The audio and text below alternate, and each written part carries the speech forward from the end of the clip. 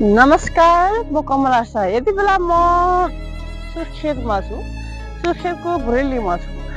तर आजको बिहान अरू बिहानभन्दा थोरै बेग्लै छ, किनभने लामो समयबाट गर्मीले चाहिँ उकुस मुकुस बनाएको समयमा आज भने एका बिहान एकाएक एकदमै बादलहरू लागेर अनि दिनलाई एकदमै चिसो मौसम अथवा चाहिँ न्यानो बनाएर हामीलाई चाहिँ यसरीकन भिडियो बनाउनसम्मको चाहिँ वातावरण भइरहेको छ।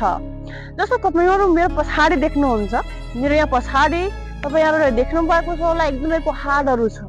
यहाँ चाहिँ तलमाथि उकालो ओह्रालो भएर भइरहेको छ। त्यसै गरेर यता मात्रै नभएर उतातिर पनि तपाईँहरूले यतातिर पनि यहाँ चाहिँ पहाडहरू देख्नु भएको छ होला।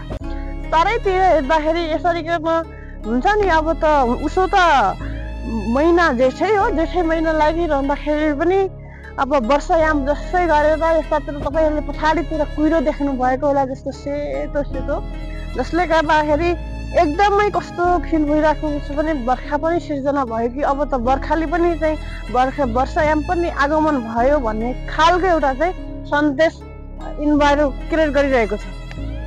अब त्यो सँगसँगै पछाडि हेर्नुहुन्छ भने पछाडि अब अहिलेको यो अहिलेको जुन यो मौसम छ, यो मौसमले एकदमै यहाँको चाहिँ बासिन्दाहरूलाई एकदमै शान्त अथवा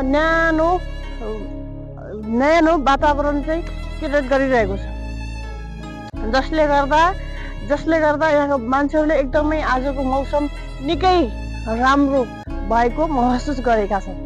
अब त्यसै सँगसँगै यहाँनिर यताउति सबैतिर हेर्नुहुन्छ भने डाँडा पाखा उकाली ओह्राली भ्याङदेखि लगेर सबैतिर यहाँ भरिरहेको छ, जसले गर्दा एकदमै सुन्दर अनि हराभरा मौसम देखिरहेको छ।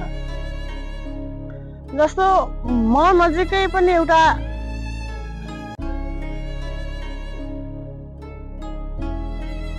त्यो चाहिँ कटुका माथिको जुन जङ्गल छ, कटुकाको जङ्गल हो त्यो भएको छ। जस्तो यहाँबाट यताउति बाङ्गे सिमल जाने बाटो छ, बाङ्गे सिमलबाट उतातिर बाङ्गे सिमलको रोडभन्दा माथितिर यसरी चाहिँ सालहरू विभिन्न किसिमका चाहिँ रुखहरू आइरहेका छन्, जसले गर्दाखेरि यहाँको मौसम एकदमै राम्रो सुन्दर हराभरा भइरहेको छ। हजुरहरूलाई अन्य जङ्गलहरू पनि देखाउँछु, जसले गर्दाखेरि तपाईँलाई एकदमै प्रकृतिसँग रमाउनु हुनेछ। म पनि यहाँ प्रकृतिसँग रमाइरहेको अवस्था छ, तपाईँहरूले पनि देख्नु भएको छ होला। यहाँनिर म चाहिँ जङ्गलसँग रमाइरहेको छु।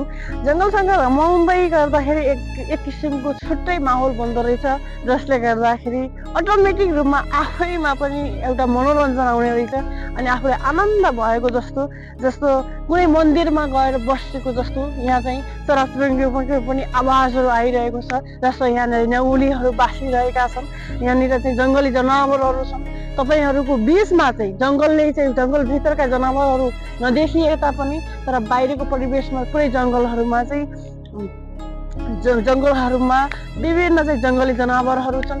जसले गर्दाखेरि ती जङ्गली जनावरहरूको आवाज अनि ती चराचुरुङ्गीको आवाजले गर्दाखेरि छुट्टै संसारमा गएको जस्तो महसुस भएको छ।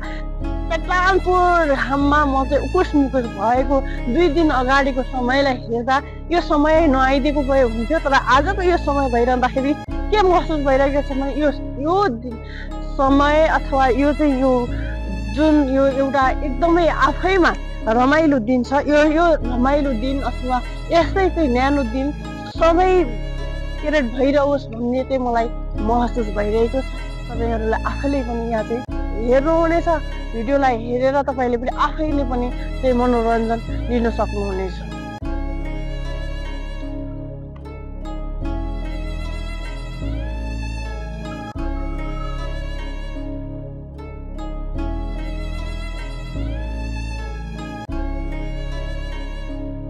यसरीकन देखाइरहेको छु हजुरहरूलाई, हेर्नु सक्नुहुन्छ। यहाँको चाहिँ धाल्ले वरपरको वातावरण आजको चाहिँ यस्तो भइरहेको छ, एकदमै रमाइलो, जसले गर्दाखेरि तपाईँहरू आफैमा पनि एकदमै यस्तो वातावरण कसरी बन्यो होला हेर्नुहोस्। अब यहाँ चाहिँ यति रमाइलो भइरहेको छ।